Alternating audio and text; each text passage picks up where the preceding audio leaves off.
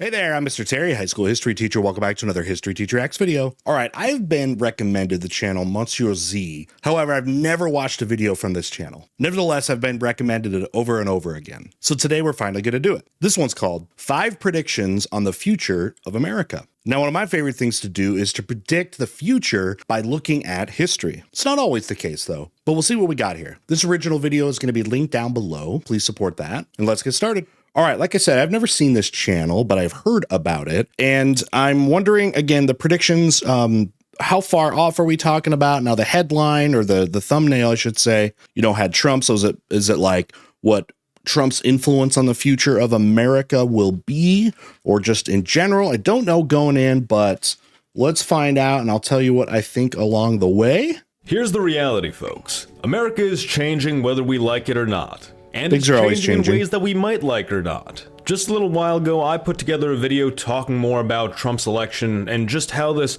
really shifts up the dynamic in America. That this neoliberalism is definitely changing. If you want to go back to say Reagan, and there's a lot of things that people will kind of disavow themselves from that.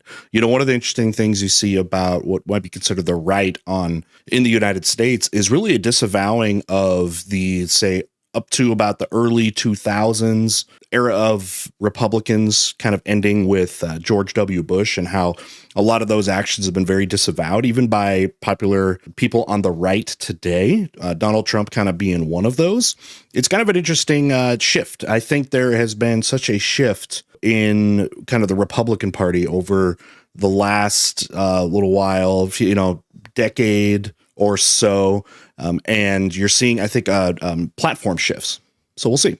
Trump's election and just how this really shifts up the dynamic in America, that this is really the end of an old political era, the neoliberal era, and now we're beginning something new and something fresh. What does this new era hold for us exactly? What can we expect from it? Well, I don't know if fresh will be the right word, but I do think, it's definitely changed. You can see that, again, policies from 20 years ago that came from, say, like the Republican Party. Now, conservatism, progressivism, those are terms that defy political parties, because political parties can change their platform, and they do, with the changing kind of realities that are going on. And because politics really are reactionary, largely, especially in the United States.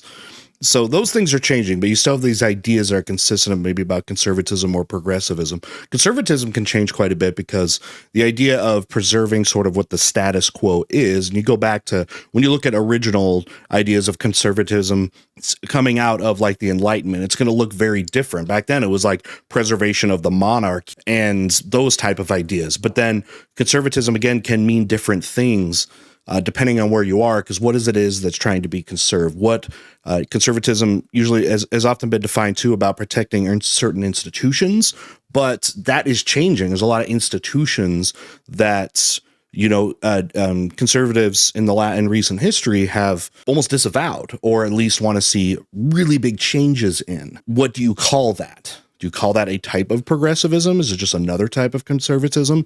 This is where we are in this kind of interesting thing in the 2020s about this shift that is going on right now in the political parties. Well, I've actually got 5 predictions laid out right now for what exactly this is going to look like in the near future. Okay. These are things I suspect will happen over the course of about 8 years or so. Let's just say like a video essayist. And how exactly they're going to affect life in the United States and what this really means for America's future. Hello audience, Mr. Z here with another video for you. If you're new to the channel, welcome. We have videos just like this every week, and believe it or not, only about 25% of you watching are actually subscribed to the channel right now. So if you enjoy this type of content, I hope you'll hit that subscribe button and stick around. Love to see you around. And if you're not going to see my videos otherwise, they get fellas, only like 15% of you have your notifications hidden on. with all the YouTube's content out there. subscription system is seriously confusing sometimes, but basically, if you really want to be subscribed to the channel, you need to click that bell icon and activate those notifications. For sure. Now, history content is scheduled program. having a hard time being promoted right now. Now, I'd like to begin by reiterating and expanding upon two predictions that I made in my previous video about how America's going to change now that Trump's president. Okay. The first point is... Okay, so he had a video that was more about immediate effects. Okay. Well, good that he's kind of recapping that, because I never saw that. Hispanics are going to become a much more significant force in American politics. Well, specifically, as you're getting multiple generations away from the immigration movement, that's where that shift is going to continue. There's an impression among some people that now that Trump's in office and he's going to carry out his mass deportation policy, the Hispanic population in the United States is gonna fall to negligible levels. This isn't really not the case. Anybody who thinks this hasn't really been paying attention to the numbers. The Hispanic population in the United States at present floats around 20%. And that's the legal population. The illegal population, I'm not sure. Trump has said himself there's no telling how many there are in the country at present, but that of course would inflate it significantly, and that's something we have to factor in as well. We'll say that's an unknown factor of maybe approximately 3%. But let's disregard that. The 3% illegal population gets deported, and there's still about 20% of the US population that's Hispanic. Current projections predict that the Hispanic American population is going to rise to a peak of approximately 35 to 40% of the US population by 2065. I wanted to see, though, because there's a lot of factors that come with that. Immigration and how much that may be limited is going to have a big factor in this. But is this more just natural rates of reproduction? So it says most common estimates stand in the high 20s. Projections in the high 30s to 40s are generally under high immigration scenarios. However, given recent U.S. population growth has largely been driven by immigration, any major reduction would cause the U.S. population to shrink, giving the Hispanic population a larger share regardless. Most likely, the Hispanic population will actually stand around 30% of the total by 2065. So this is from the census. Our most recent census was back in 2020. So it'll be interesting when we get 2030, because they do these on 10-year bases, though, what that's going to look like. We'll know a lot more in 2030. This is unprecedented. This is massive. Now, even on the high side of 45%, that's not it's not exponential, though. Population. However, this is the largest size that any immigrant group has ever gotten to in the United States. 6 million every 5 years. The largest ethnic group in the United States is the German Americans, of course. And through their decades and decades of migration to the United States, stemming as early as the 1700s, they never surpassed a peak of around 30% or so. And of course, this isn't factoring the individual states which will almost certainly develop majority Hispanic populations. We're talking about California, Arizona, New Mexico, Texas, Florida, probably also New Jersey and New York. I mean, just with those states that I've listed, California, Texas, Florida, New York, you're talking about some of the states that have the most electoral votes in the entire country. Right. That is absolutely going to shift the way that presidential elections go in the United States. Sure. There's a lot of people that feared that. If a lot of Republicans kind of feared that, it was one of the big things you had heard over years, that the immigration would lead to more blue votes. And that hasn't necessarily been the case to the extent that people maybe have thought, as you see some of the demographics in those countries and how red they went in this past election. But again, it's going to, the biggest thing that's going to change with the Hispanic vote is the more population, or sorry, the more generations you get away from that immigration, the more those Hispanic populations are going to be assimilated into just the general popular opinions and majority opinions in the United States. Okay, a lot of these immigrants too might come from socially conservative countries, because there's big differences when you talk about like social conservatism and economic conservatism, where you might come from one of these states that may have things that may be seen as more leftist policies, or maybe just more progressive policies in the way of like social safety nets and things like that. But you still have like Roman Catholic influenced social views, and that might tie into American conservatism. And then you kind of get into like American economic conservatism as well. There's kind of a blending in there that it fits a lot more. It can fit a lot more into red state culture, over generations than if immigrants were coming from other parts of the world. Okay, say if there was maybe a massive immigration coming from like Western Europe or something like that. But even those demographics are changing too. Not to mention how power in Congress is distributed because, of course, these states have a significant number of representatives.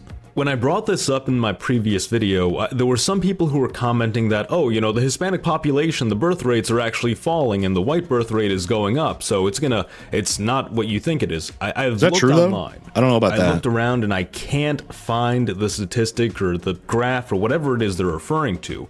That's the big thing you hear, like Elon Musk talking about, is not like a overpopulation issue, but like underpopulation, that people aren't being born or people aren't having as many children in certain demographics, and that is sort of a problem when, you know, historically we've been so much about, you know, trying to find out what's the carrying capacity of the earth when it comes to population, because exponential growth happens. But there's also the other factors, of course, about like economic status and, you know, how much financially can you support people. Also, more and more access to reproductive services when you have things that control birth and access to that. And those things change too and are going to come into effect. This thing, what I think is being seen and misunderstood is the long-term graph between now and 2065, where the Hispanic population is high right now and is gradually going down to meet where the white population is, and then eventually falls just slightly below it in terms of birth rate. There's a lot of government policies in these times too. The United States has a history of very open and then rapidly shutting the doors when it comes to immigration. A lot of it because the assumption of low-skilled, low-paid labor at certain times when you're talking about agricultural development, especially, which is the highest percentage of where from Hispanic countries where immigrants are going to provide that type of labor. So more in settlement of agricultural lands. You know, earlier when you're forgetting right at the beginning of this graph, and then before it too, it was movement of people into industrial areas that went around with the Industrial Revolution. So Industrial Revolution brought a lot of people, especially from Europe, coming over. And that's what a lot of those people ended up getting into. Now, if you go earlier, you get into the Midwest, Scandinavian, German settlers that are going to do a lot of farming, but that was also like pre-Second Industrial Revolution. So there's different demographics come from different places that are coming to do different things. But nevertheless, government policy historically has also been responsible for these up and down rates that you're going to see here. The white birth rate, according to this chart, isn't really rising. It's staying at a fairly stable plateau. And again, over this long course of time, from now to 2065, that doesn't contradict what we're saying. The birth rate's going to continue to remain high up until that point. I had another video talking about sort of the demographic crisis the United States is going to face at some point. It's true, birth rates are falling for all demographic groups, whites, blacks, Asians, Hispanics, on a long enough timeline. At present, that's not the situation, but with projections looking forward to the future, yeah, there's going to be a massive crash in the population size, and this could lead to issues with the economy if the supply chains just totally collapse, people aren't able to get the products that they need, and we'll get to that shortly. Well, these are, I mean, you're seeing in some areas, some of these, the fertility rates, some of that going down. Again, it's apples and oranges when you compare these different regions. A place like Africa, which has had high fertility rates because of far less access to things like birth control. And as Africa economically grows, which it is, you're going to see more of that access. You're going to see more of a rate that's going to be similar to other parts of the world that have bigger access to birth control. There's always elements too. I mean, the biggest thing that has led to decrease in populations, like you see, if they're sudden, historically have been one of two things. It's either disease or it's famine. And famine has been something that really until the Industrial Revolution has been a great equalizer. And of course, disease, especially widespread diseases, if you're talking about something like the plague with that. So there are so many factors that can happen between now and this, 2100. The idea too here, though, again, is increased with health and birth control is going to lower fertility rates. And by fertility, I mean, there's people having, kids, and like people are less physically able to have kids, but it's more about access to things like birth control, because let's be honest, much of children being born across the world historically have not necessarily been planned pregnancies. But again, a lack of birth control. As that goes up, you're going to see the rates equalize a little bit more, I guess, become less exponential. But this is kind of interesting to see, because I think there's a lot of factors maybe not being shown in this that I would be interested in seeing. That's an issue that the United States isn't facing alone. Europe is facing this, the Middle East is facing this, East Asia is facing this, even Africa is going to face this at one point. This is just an issue that, as current projections have it, the whole world is going to have to deal with unless things change. Now, of course, with Hispanics becoming a more prominent force in American politics, that's naturally going to shift the way that elections go. While generally speaking, the Hispanic vote does tend to favor the Democrats, in this previous election, Trump turned out the Hispanic vote in significant numbers for himself. I think there's definitely multiple factors in play here, but we'll see what he gets. I'm interested to see what he said. I already told you some of the factors that I see. Again, that the more generations you have of Hispanic populations, the more it's going to be similar to general political trends in the country here. It's still majority are going to vote Democrat usually, but that gap has closed up. But what and should continue to close up the through time. Republicans are succeeding in courting this demographic group and may wind up swinging them over to their side of the aisle, especially if the Democrats end up changing up their policy, which we'll also get to later in this video. Yeah. Politically speaking, most that is the next shift. The Republicans are doing. Republican Party is doing their shift largely right now. The Democrats are probably going to have to change.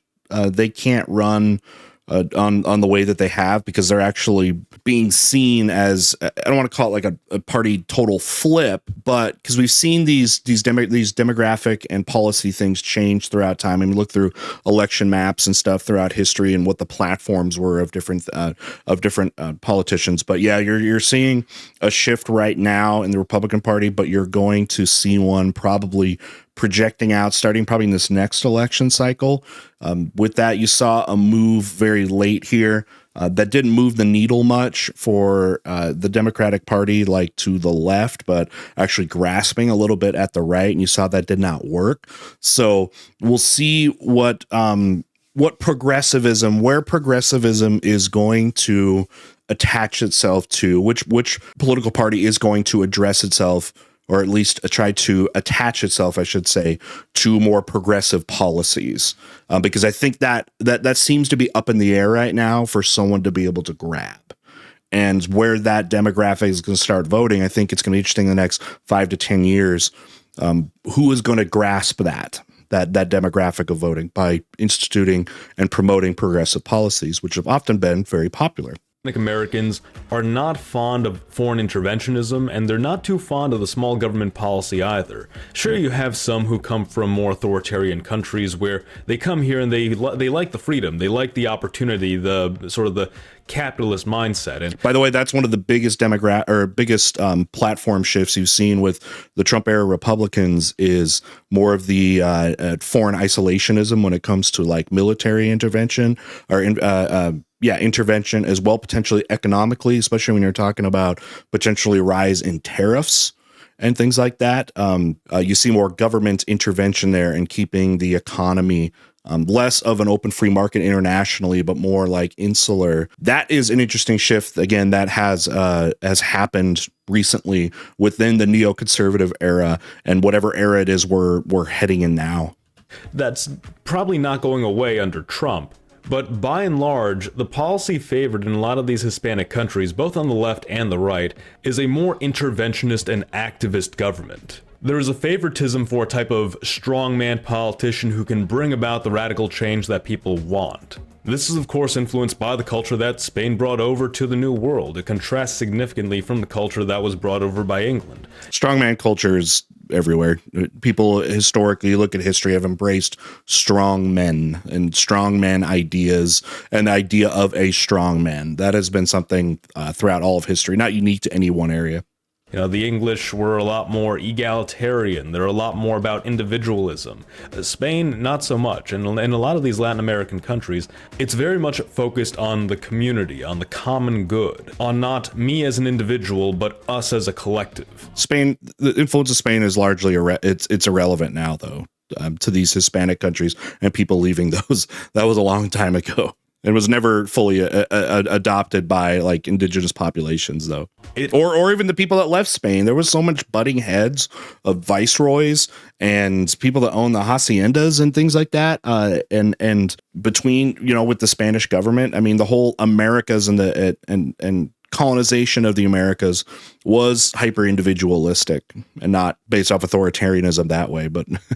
Is less democratic. It is more about having a strong leader, something that was, of course, I mean, if you look at a lot of the countries in Latin America, the transition they had between the monarchy of Spain to what they had immediately afterwards, well, some of them did resort to monarchy, some of them resorted to dictatorship, but it's just sort of a common trend that they keep reverting to. Not the Americas. The only place that maintained a monarchy was Brazil.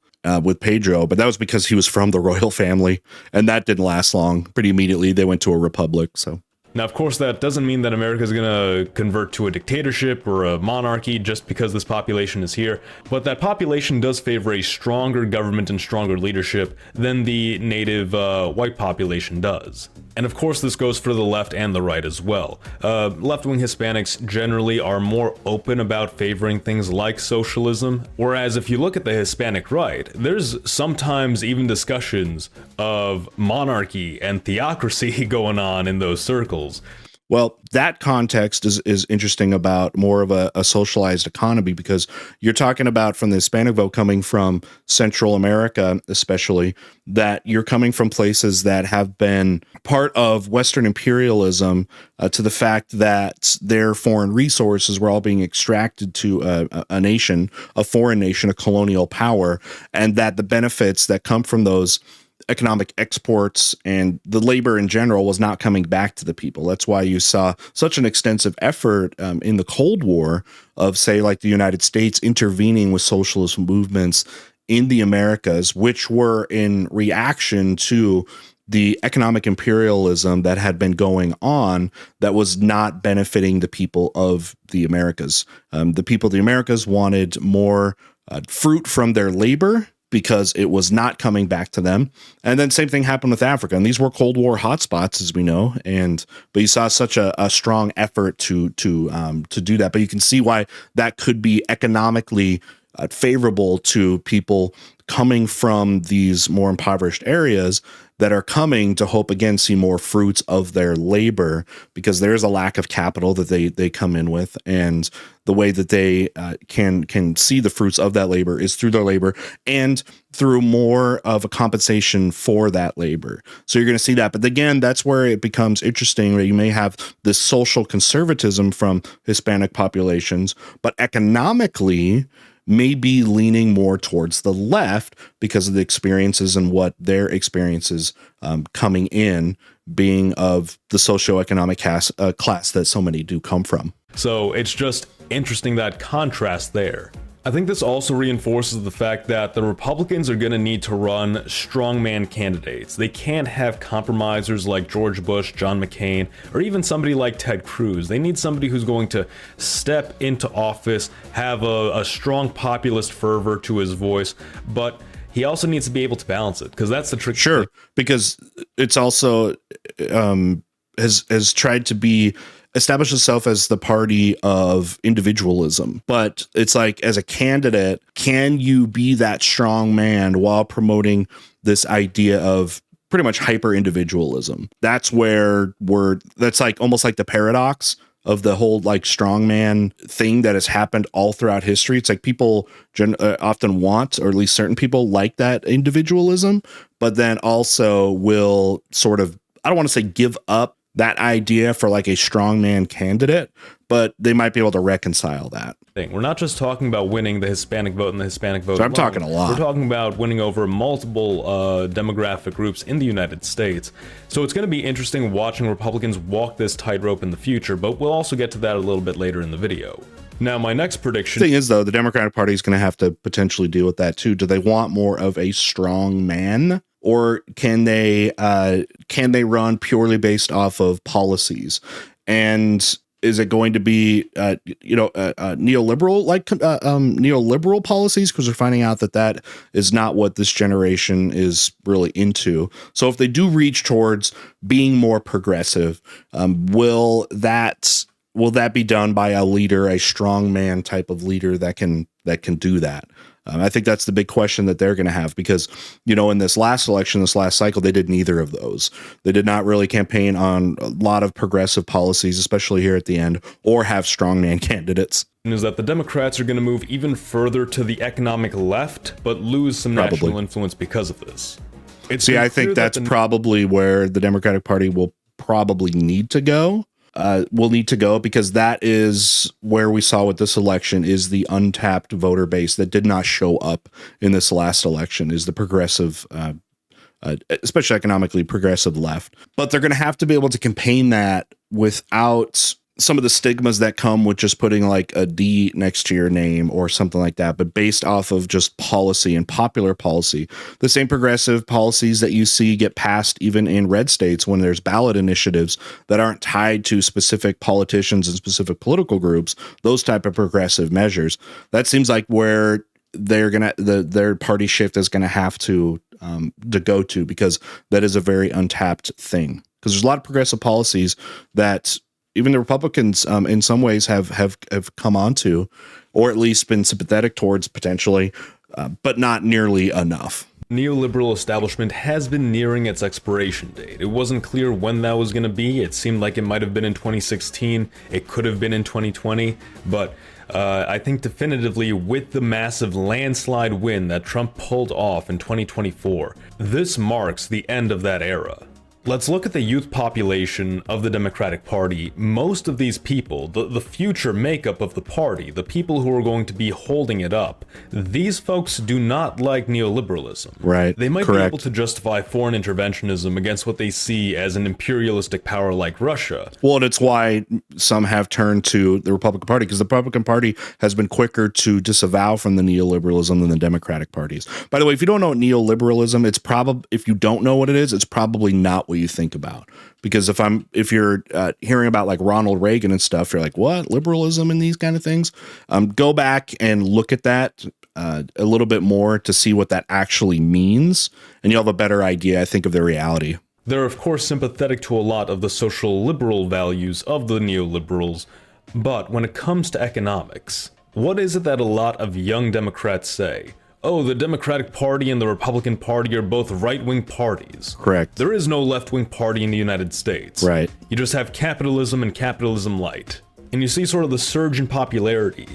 These more economically left-wing figures like AOC, Bernie Sanders, Ilhan Omar, what they bring to the table.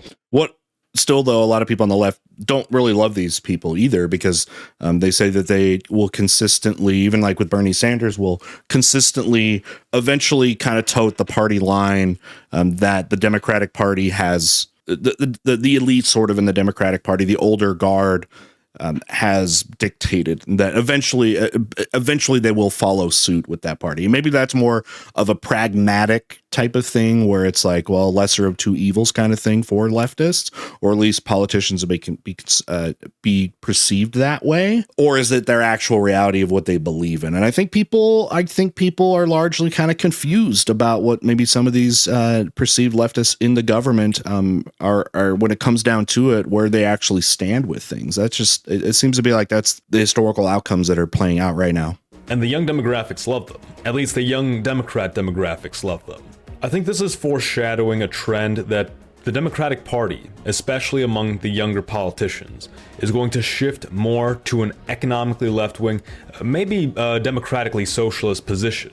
There's probably this strong sense that, very possible, wow, we lost this election significantly. If they can campaign it well, it has to be delivered well. We believe this strong sense that, wow, we lost this election significantly. Well, we could compromise more and adopt more right-wing policy and, maybe try to win the next election.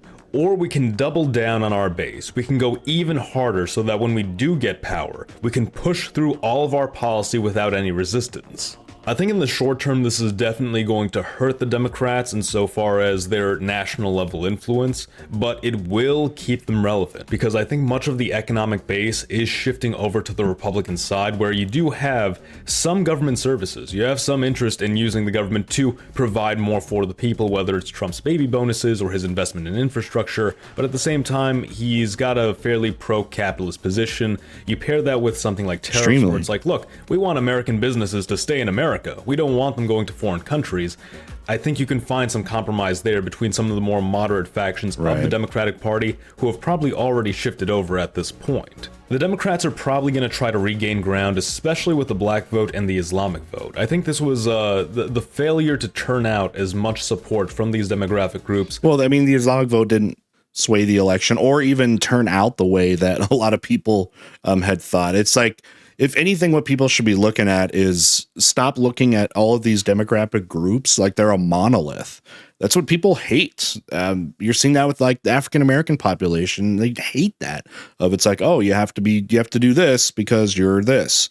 And people don't want to be boxed in that way. So I don't know if you have to do the thing, the saying it without saying it type of thing, if that's what you're going to be talking about, but you have to appeal to issues and to policy.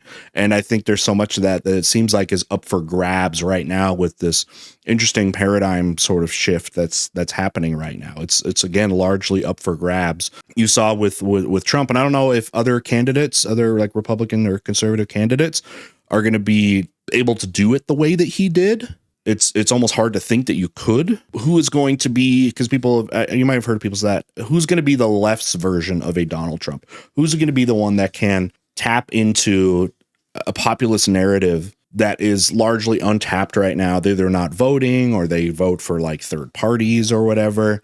You know, who's going to do that? And it's got to be based on policy of current things, because you know, what is going to happen? Is there going to be price gouging legislation? What's going to happen about home ownership and like how can people finance those? But then also how can you keep down this idea of like that anything can be charged for anything and there's nothing you can do about it, but without getting this perception of like being a socialized state here, right? Can the free market, according to the right, actually fix these problems of inflation or like, again, real estate? And then the left, what's going to be their way that they propose doing it, and who's going to be able to campaign it better?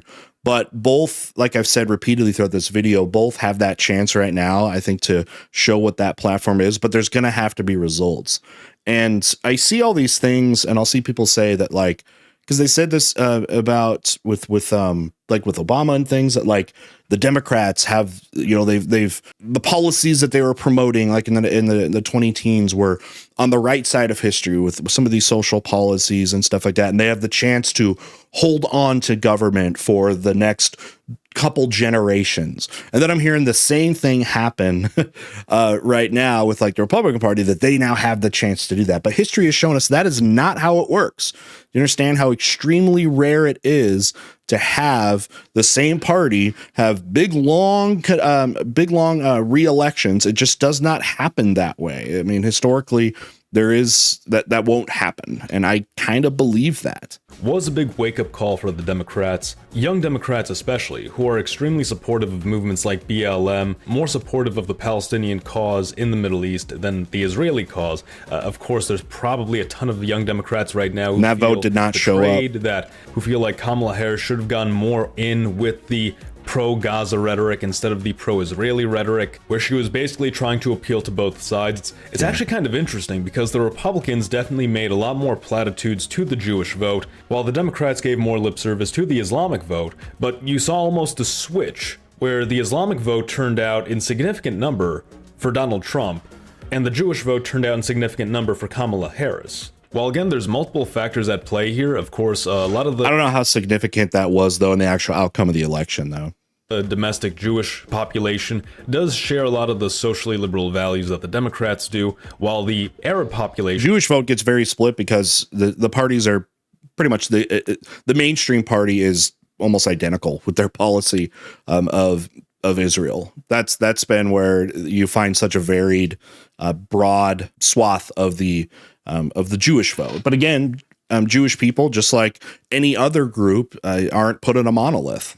Or I should say the broader Islamic population, does share in a lot of the social conservatism of the right. Right. But I don't Correct. think this was enough to turn the vote out the way it did. No. Rather, I think it was a recognition. Otherwise, it would have happened in Michigan. The words of the candidates didn't necessarily reflect their actions. In essence, the policy of the Democratic Party is going to reflect less the interests of the old guard establishment that's been in power. It'll have to. For a while. It'll have to if they want to survive. More reflect the interests of this younger generation of left-wingers who are emerging as a new political force in the country. Right. Over the course of 10 years, we could expect that there are specific policy points. The young conservative vote has been tapped. It's been completely tapped.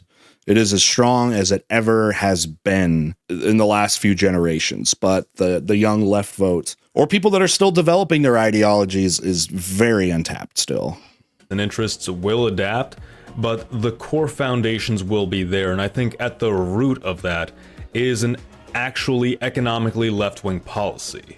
My third prediction is that after so he had that thing about the Democratic Party now moving a little bit more left with a new sort of change in guard. I do think that's probably what's going to happen, and it's probably what has to happen for them to survive this this interesting political realignment. That's realignment. I'm trying to find the right word for this, but shift, change, not necessarily some swap necessarily, although some things have swapped. You've seen now the isolate method, like the like I was saying earlier, like the military isolationism becoming more on like the Republican Party now, and then rather than it being like in the Bush era being, you know, the opposite and being more tied to the applied to the left. That's where we are seeing some platform shifts happening here. But we'll see. I think they do have to survive. They're going to have to do that. Settles after Trump has resolved. Okay, what was this? My third prediction is that after Trumpism settles, after Trump has resolved what he believes are the core issues at present, which are immigration, inflation, and foreign policy. It's only got 4 years, though. Once America finally focuses more on its domestic issues, the next big issue, the thing that's going to have both parties talking major policy points, is going to be AI and automation. This has been building up over the last few years, but this especially comes into play right now. This goes back to the first industrial revolution, where there was this push against some of it by the Luddites and those groups about machines sort of replacing us. So we see that continuing to happen here, but maybe at a more accelerated rate. I guess we could say. We are approaching the peak of power that automation and AI can really achieve. Peak might not even be the right word because this technology is sort of limitless. There's still a lot more to go. Horizon with what this stuff can do.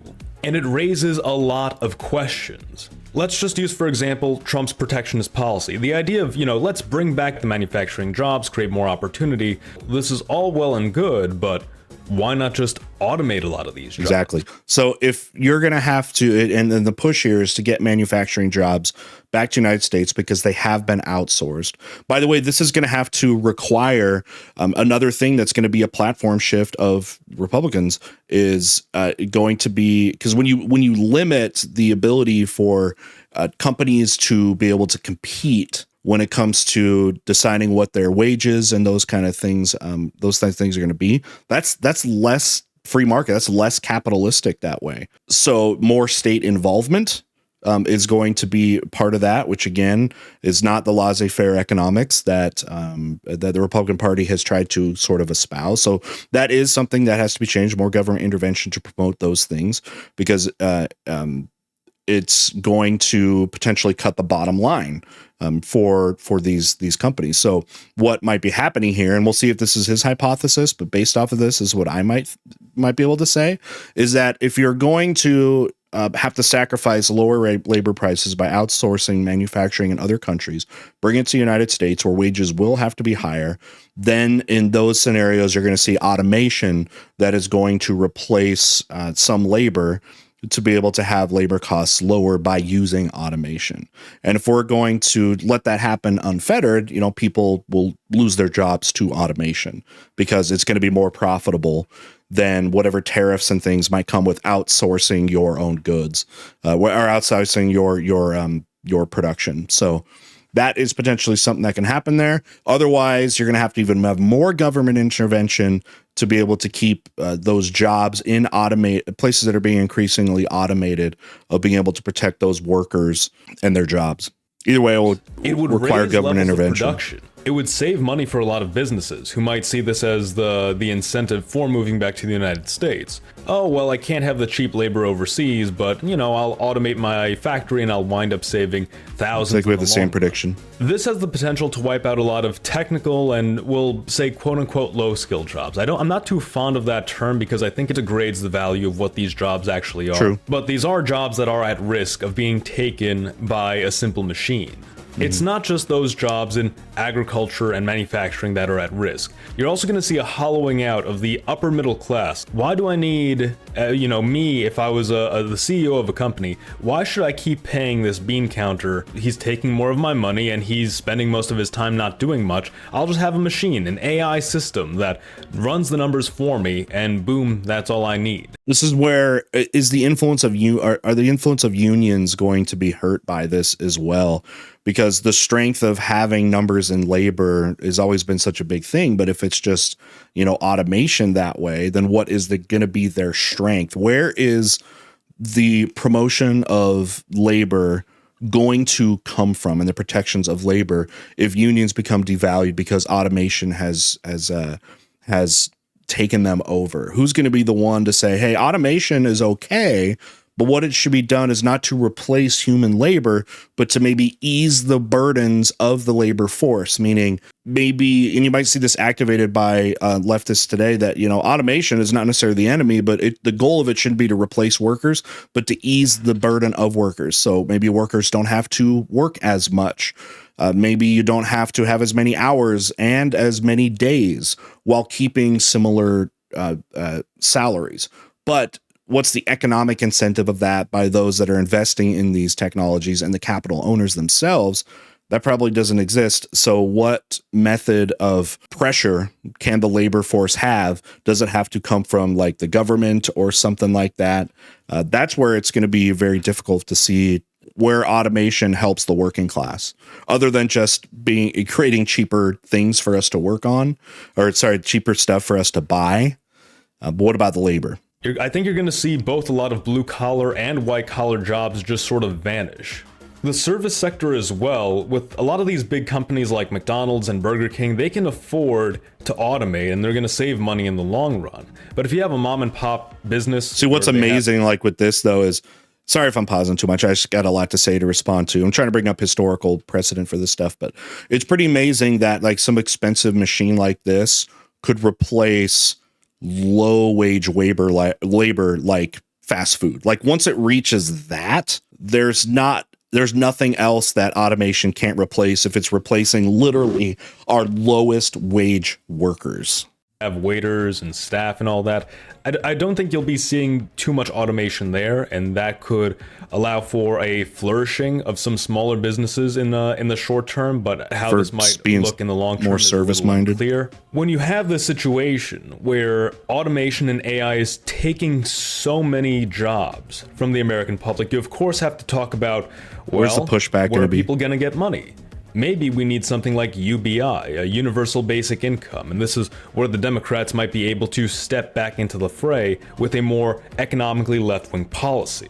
It's up for grabs, right? Which political party, which has a new generation of people that support it, are going to move towards the like I was saying in the long pause I just did before, who is going to represent the labor force of Americans and going forward there? It's up for grabs right now. Elon Musk is probably the greatest asset that the Republicans have right now in having an actual stake in this issue. Because if he wasn't in the picture, and you just had Trump's Republican Party and this new Democratic Party, what a disadvantage. What a disadvantage the Republicans would be in trying to tackle this issue. Because I could see the arguments being, well, we need to make sure that we have jobs for the American citizens, so we're going to hold back on embracing AI. We're going to hold back on embracing automation. But Pandora's box has already been opened. Because we don't live in a vacuum, and foreign competition and that we live under is an capitalism. issue. And of course, for the America First faction, self-sufficiency is an issue. Being able to provide for the public is a big issue. If you have a situation where we're very evidently falling behind the rest of the world in our ability to produce because we have not embraced automation, that's going to hurt the Republican Party. More than that, I spoke before about how the whole world, but let's just focus on the United States, is going to be facing this demographic crash where the population is just going to fall, or rather I should say, the birth rates are going to be so low. And of course, we could expect that immigration would also be fairly low because... By the way, did he ever explain what he explained as the causes of these downward trends?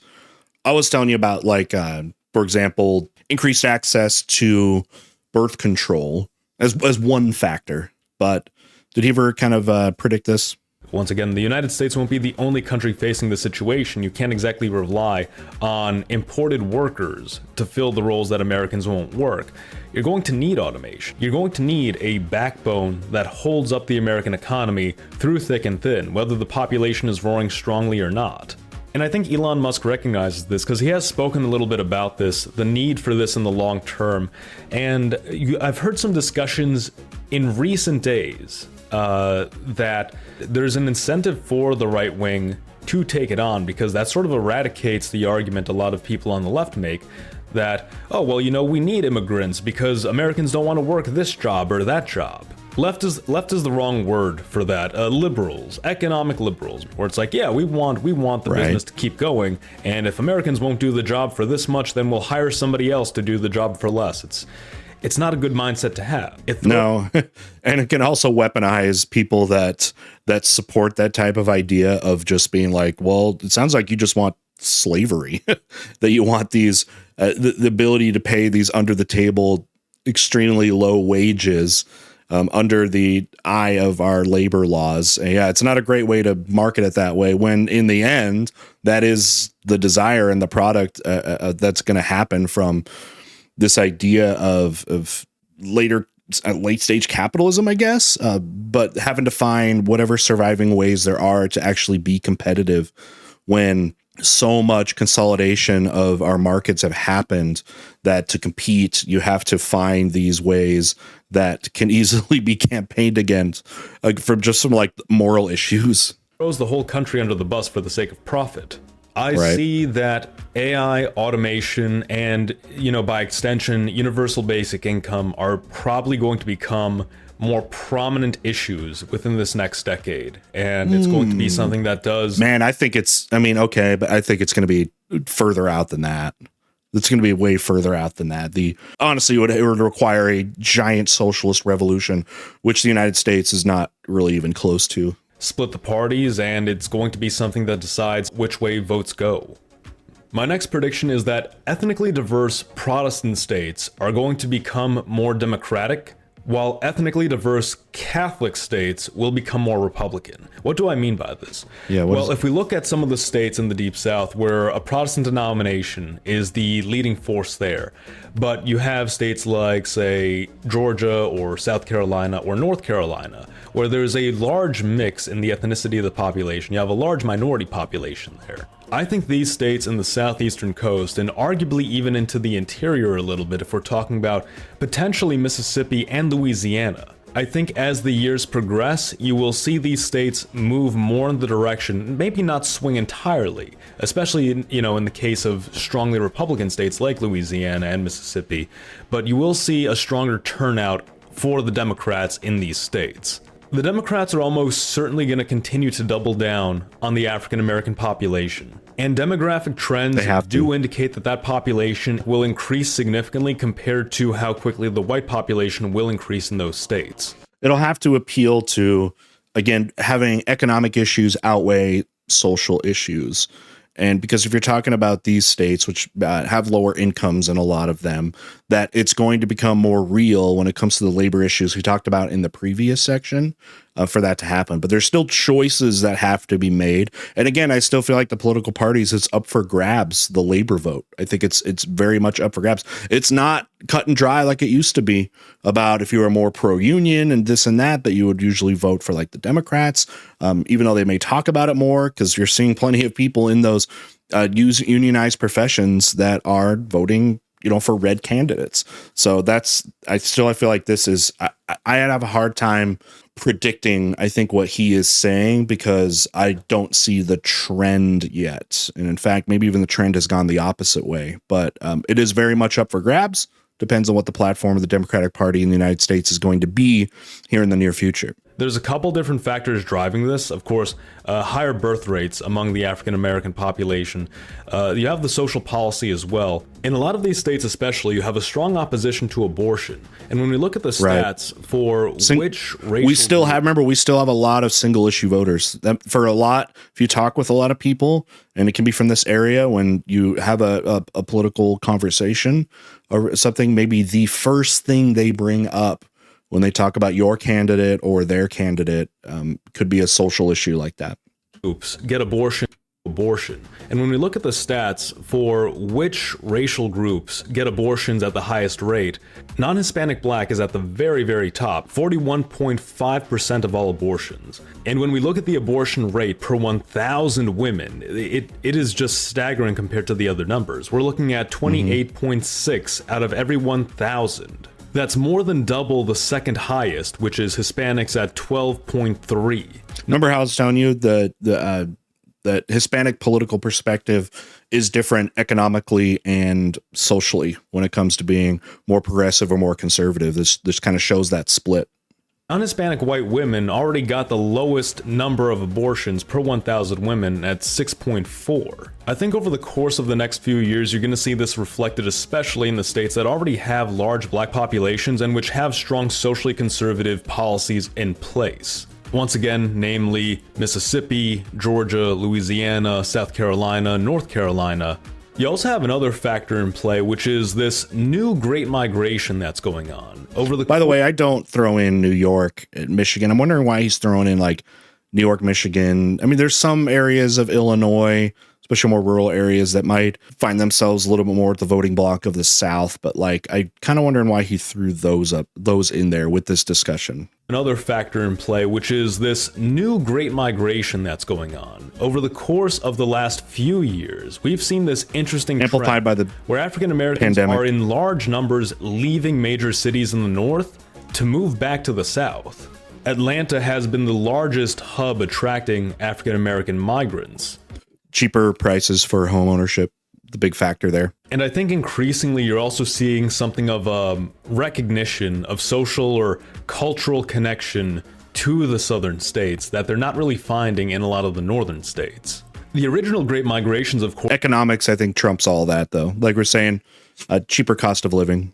And that's for, I mean, I know he's saying African American, that's everybody. There's been movement into those areas.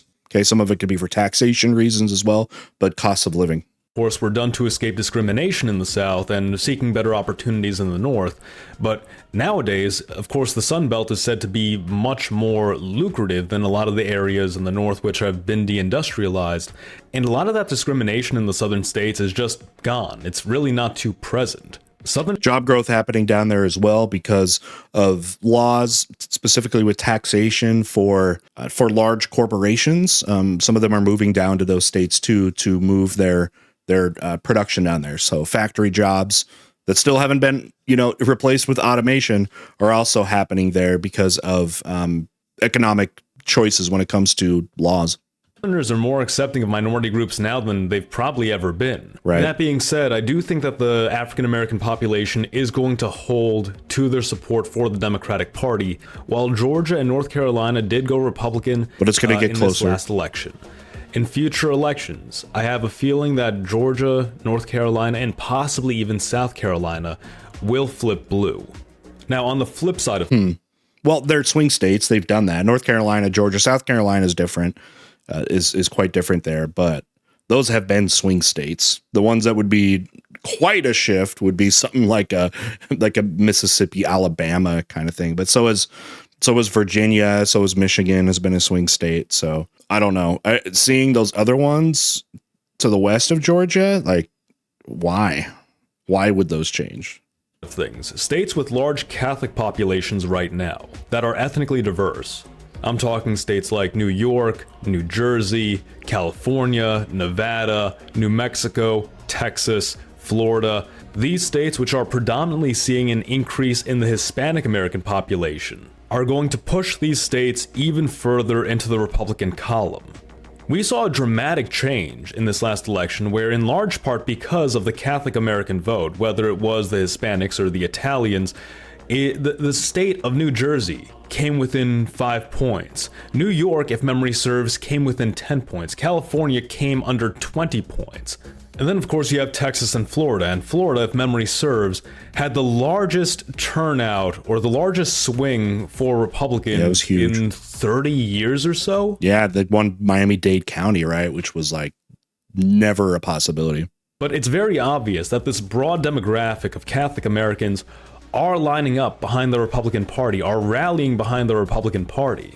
I don't think I even mentioned Illinois, which, if memory serves, also came within 5 or maybe 10 points. Again, I think a lot of this does have to do with Trump talking about using government power and actually putting it into practice more. Another factor I think that should be taken into consideration as well is you have some populations, I'm not even going to say it's a major population, but you have some populations in southern states which take serious issue with Trump's personality. They don't like the strongman persona of Trump. They don't like that he seems like a dishonest figure, and some of them are just. You can find that everywhere. Trumpers. They will. You can find that among people that vote for him. It's still a big thing. How many times have you heard that? It's like, well, I don't really like the guy necessarily, or how he talks, or his rhetoric, or that, but like on the issues, I align. Will not. Seems like a dishonest figure, and some of them are just never Trumpers. They will not support him even if they agree with him on his policy. I think that's something you especially see among a lot of those. I think that group ended up voting for him anyways, though. This was an interesting trend I saw as well when Trump and DeSantis were competing for the nomination, and you had a large number of Protestant Southerners who were supporting Catholic Italian DeSantis. And inversely, you had a large number of Catholics. Well, not because he's Catholic Italian, though. Who are supporting Protestant German Donald Trump. Trump is definitely about using. Nobody really looks at him as like, yeah, he's a German Protestant. Like that's his kind of thing. Even though his rhetoric will be those that aligns with that, but maybe not a practicer of it himself. People talk about that too. They're like, I don't care if he practices it, but if he supports the ideas that I get from my Protestantism, then fantastic. And power to benefit people. DeSantis is about, look, we don't want the government meddling in our affairs. We just want to be left alone. We want freedom. We want to be able to just live our lives as individuals. There's a big contrast there. Well, it depends on the thing. It depends on what they intervene on. It depends on the thing. So if it's like intervening on taking some kind of privileges away from Disney because they are in his words like woke, that's a different type of interventionism that people are fine with interventionism unless you are like a hardcore libertarian. They're fine with government interventionism when it aligns with whatever their goal is. I mean, isn't that the truth? And the style of government each man advocates for. My final prediction is that Trump's successors, after this term of his is over, are going to stumble a little bit. The debate about Trump's successor is something that's been discussed for years at this point. What does a Trump movement without Trump look like? It is a difficult question. Trump is leaving behind big shoes to fill. Frankly, if you had a situation where there was a split in the administration and you had RFK Jr. running against JD Vance, I know a lot of people would back JD Vance, but I personally would probably back RFK Jr. Trump's administration is definitely something of a coalition, and for that coalition to fall apart would be disastrous for the movement. I don't think this is something that needs to be worried about immediately, however, because as long as Trump is alive, whoever his anointed successor is, whoever he selects to be his successor, who he says to the American people, this is who I want. Yeah. I think that will go through smoothly enough. That's going to court Trump's loyalist base, and as long as that candidate is able to appeal to the rest of the population, as long as they are competent, able to speak to the moderate population, they will likely continue to win their election. Yeah, I would agree with that, because I've heard some people that don't like him. I almost like this idea that he got elected in a way this second time, just for the fact of, okay, he's going to do the 4 years and then just be gone again. But I don't think that's necessarily the case. We all know his character is not going to be one to disappear. He's not just going to wipe his hands and say, okay, it's all up to you. Like, he's still going to be, aware, and he's still going to have a lot of influence, especially if he ends in a popular way, unless something catastrophic happens in the next 4 years. He's going to have a lot of influence, and getting his endorsement is going to mean a lot. I think it is going to mean a lot on the, maybe not on the local scale, because just having him support you on local scale doesn't work as much. I mean, look at this election and previously, there's a surprising number of states that say like voted for Trump, but also voted for Democratic congressmen. And so there is a difference, I think, with that. I think the national politics and local politics sometimes don't meet eye to eye when people are voting. But I do think, at least on the national scale, people are going to, be there. He's going to still want to be on TV. He's going to show up all the time and talk about candidates and stuff. And we know how big loyalty is to him. If somebody is going to be loyal to him, what I'm more curious about is who's going to be loyal to Trump after this. Because he doesn't have the ability to now appoint positions, because you're seeing with like cabinet positions and stuff, a lot of people have been people that have come from backgrounds where they, have politics or whatever, or military connections, are very active in social media and media in general that, publicly will talk about their support for Trump. And he rewards that. We've seen that with the way that he picks candidates, and maybe even more so with how it's going right now of picking these media figures. And that is not a bad way to, I guess, get it done, from the fact that people know those people. I mean, most people don't know about a lot of these lifelong politicians and stuff that are out there because they don't do the social media stuff. But now we know in this era right now how important that is, of how you get famous is through your social media presence rather than what you've actually done in whatever it is that you do, whether it's the military or whether it's the government. So kind of using that. But yeah, I do think he's going to have a big influence still. Of having that endorsement on a national scale might be big. But I wonder how many people are going to be loyal to him now that he can't do anything for a candidate other than just give them their endorsement. Or are we going to see that just drop off now after this term, that nobody's going to support him because there's nothing they can do for him, nothing he can do for them? But it is a worrisome situation for the Trump movement, because if we look at other similar situations, we think of the Jeffersonians without Jefferson. We think of the Jacksonians without Jackson. Even the New Deal coalition. There's no such thing. The death of FDR, that whole situation, it stumbled and fell on itself. It lasted for a good long while, but it eventually wound up crashing and burning.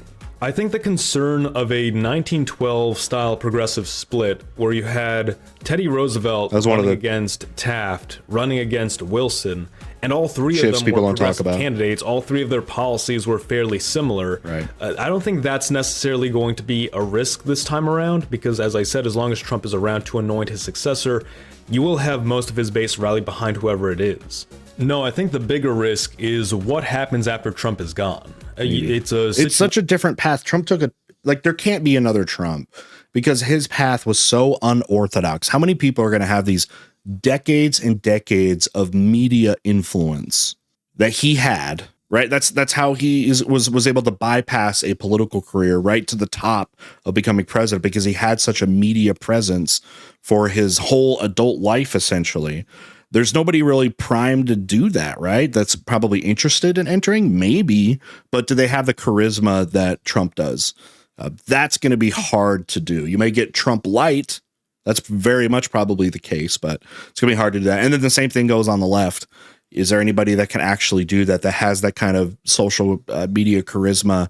But again, decades of doing it, of just becoming a household name before you even try to enter politics.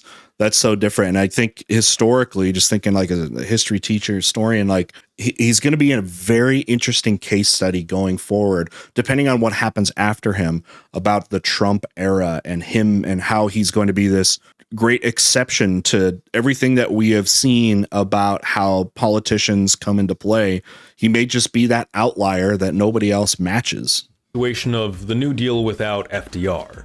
I think at that point, you need to find a candidate who both embodies Trump's bombastic personality and is still loyal to his same visions, but able to adapt them, of course, because you don't want somebody who stagnates and stays behind in the same rut of regurgitating policies that were relevant a decade prior, but are no longer relevant at that time. When it comes down to it, it's still about what can you do for me lately? That was the big thing that helped Trump, was he, didn't win in 2020.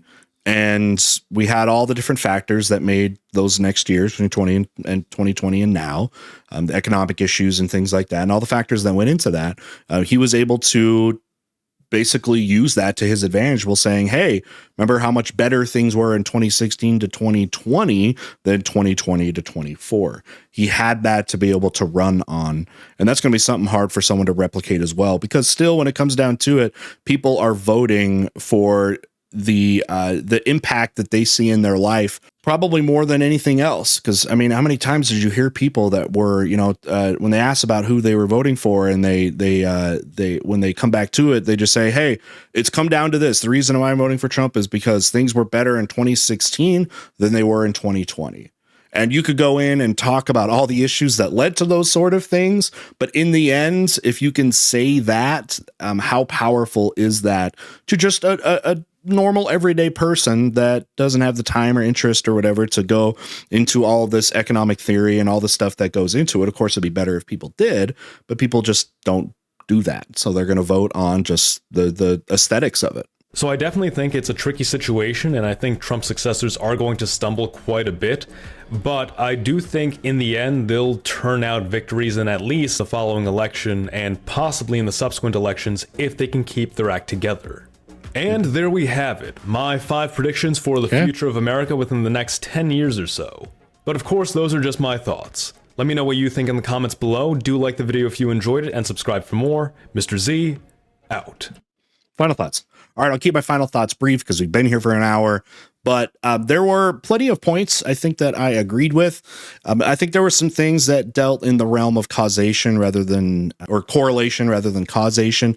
There were some things, and hopefully I pointed out some of those. There's some things I disagreed with, but hopefully I was able also to bring in some historical precedent about how history can also be a predictor of these things, and not just looking at everything like it's just completely up for any type of conclusion, because I do think that historical trends do matter, but it's about finding which ones are more of the causation rather than the correlation. That can be difficult to do. Anyways, history is a powerful tool for describing the present, but also predicting the future, and hopefully you feel that way too. And again, if you do feel that way, definitely follow my channel. That's one of my goals, is try to use history to explain the present and the future. And with that, we need more and more people, I think, that believe that as well. All right, and with that, we'll see y'all next time.